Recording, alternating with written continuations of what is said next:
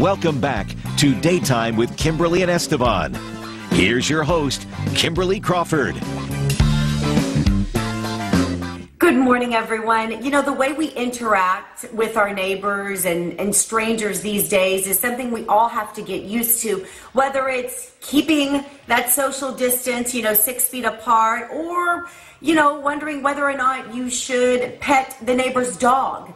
It's okay. You don't have to worry anymore, or be confused, I should say. Rebecca had a chance to get some helpful etiquette tips from international etiquette and culture expert Sharon Schweitzer. So things have certainly changed a little since we've all been practicing our social distancing. So we brought in international etiquette and culture expert, who's also the founder of Access to Culture. She's an attorney, she's an author, she does everything. We've got Sharon Schweitzer joining us this morning, and she's going to give us a little bit of tips on some new etiquette rules. Good morning, Sharon. How's it going?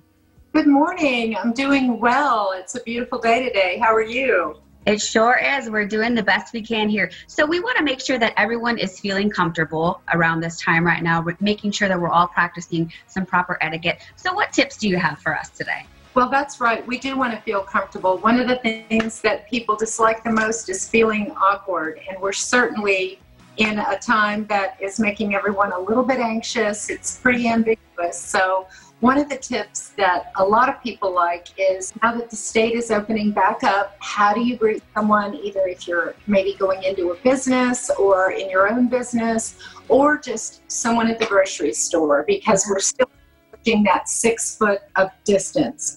Try to avoid reaching out for that handshake. In the U.S., we have what's called arm's length transactions, and we're very used to going up to people and shaking hands, but we can't do that right now. So the best thing you can do is, if you're wearing a mask, is smile with your eyes, smile behind your mask, or wave to people, or nod at them and say, as much as I'd like to shake your hand right now, and normally I would do that, right now we both know we can't do that. So maybe in the future, I look forward to shaking your hand. It will put them at ease, it'll make you feel more comfortable, and it will acknowledge the big elephant in the room that we all know exists.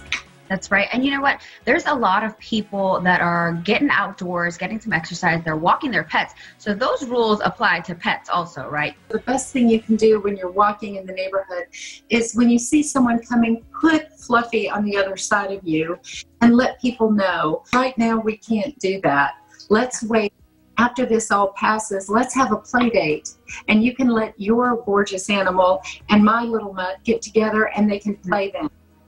Hopefully soon, hopefully soon. So a lot of people are wearing masks out of precaution. A lot of them are wearing them out of law. We want to make sure that you're doing so right, you're doing so comfortably.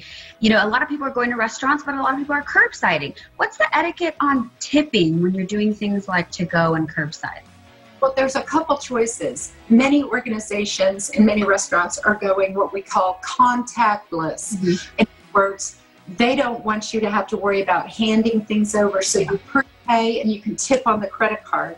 The other thing you can do is, whenever they make a delivery via Instacart or Favor or one of the other wonderful services, and they come up and they leave it on your doorstep, they ring the doorbell, and then they're driving away.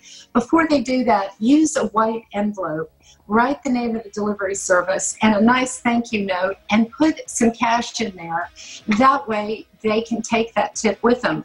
I leave a nice stack of envelopes by the front door so that anytime I've got cash in here.